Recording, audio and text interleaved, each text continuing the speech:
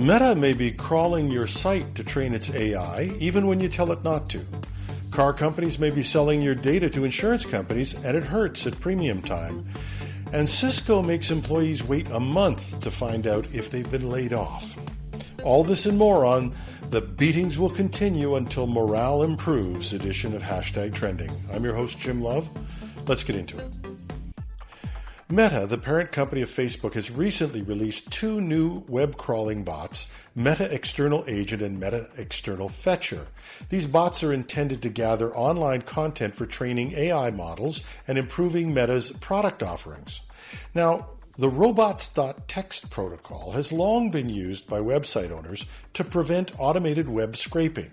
However, Meta's new bots appear to be designed to bypass these restrictions. The Meta External Fetcher bot in particular has a warning that says, may bypass robot.txt rules.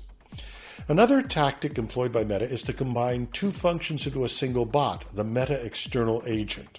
This bot is used for collecting AI training data and indexing content, making it harder for website owners to selectively block its activities.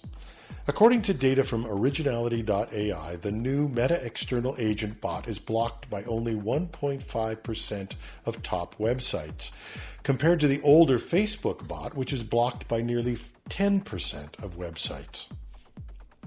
Experts suggest that companies like Meta should provide more transparency and options for website owners to control how their content is used for AI training, while still allowing indexing for improved visibility.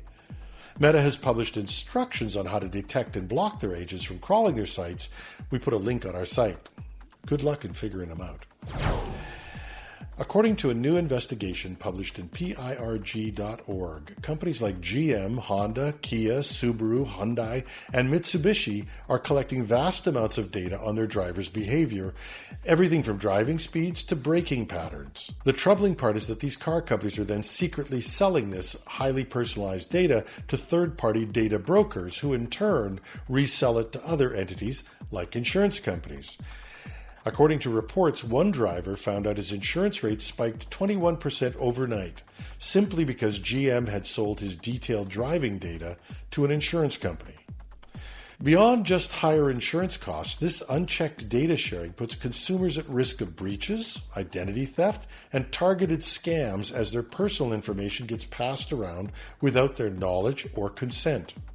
Does this ever happen? Last week, we did a story you might remember on data broker National Public Data that got hacked and lost close to 3 billion records with your sensitive data. So the simple answer is yes. National Public Data gathered this sensitive information without either permission or even awareness. And disturbingly, consumers have little ability to opt out of this auto company data collection either, as much of the tracking technology is built directly into new vehicles these days. Consumer advocates are now urging car companies to be more transparent and stop selling customers' driving data for purposes beyond providing a safe and functional vehicle experience. Others are lobbying for legislation to, if not prevent, at least regulate this process. We've pointed out in the past that even the U.S. government, instead of flirting with the edges of legality and gathering information on its citizens, just buys it from brokers. As the data economy continues to grow, it's clear car companies and others must be held accountable for how they handle customers' personal information. And while the published accounts are from U.S. consumer complaints, our Canadian listeners should be equally concerned about this latest incursion into their privacy. And when do layoffs stop being merely bad and move into horrible treatment of workers? After letting go of about 4,000 workers earlier this year, Cisco has now confirmed plans to lay off another 7% of its workforce, following lower than expected earnings. According to Cisco employees who spoke to a publication called TechCrunch, the company is delaying notification of affected workers until September 16th, nearly a month after the decision was made. And not surprisingly, this has created a toxic environment at Cisco, with one anonymous employee saying, "The mood is as dark as I've ever seen it." Many are simply waiting until their next stock vesting to leave the company. Another employee criticized Cisco, saying the company needs to stop layoffs every year and work on innovation and getting more revenue. And meanwhile, Cisco's CEO Chuck Robbins received $31.8 million in total compensation last year, despite the company's financial challenges. As major tech firms continue to struggle, the human cost of these repeated layoffs is taking a toll on Cisco's workforce and others. And a news flash for the CEOs of these companies. Your employees are human beings with families, mortgages, and kids to feed. And if you'll forgive me a few moments of editorializing, I'm not picking on Cisco in particular. They've just been the latest in a growing trend. The former CEO Eric Schmidt of Google recently was caught talking about how Google had lost its mojo, and he blamed it on remote work. Apparently his theory is having work-life balance is deadly for competitiveness.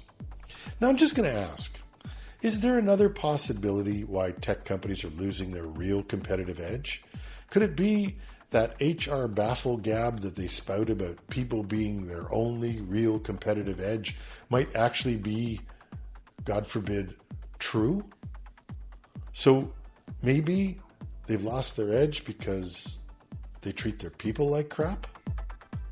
Just saying. And that's our show for today. Love to hear your opinion on this or anything else. You can reach me at editorial at technewsday.ca. You can find the show notes at our news site, technewsday.com or .ca. Take your pick. Hashtag Trending is still on summer hours, so there's no morning news edition tomorrow, but our weekend show will be released early on Friday. Our weekend show this week is going to be a short one, but I think it's timely. We had a conversation last week about cyber insurance for SMBs, and I managed to get the CEO of a Canadian insurance company on the phone to actually talk about how you can find affordable insurance and some of the tips he has. Check it out this weekend on hashtag Trending, and we're going to have a special edition on cybersecurity today as well. Thanks for listening. I'm your host, Jim Love. Have a thrilling Thursday.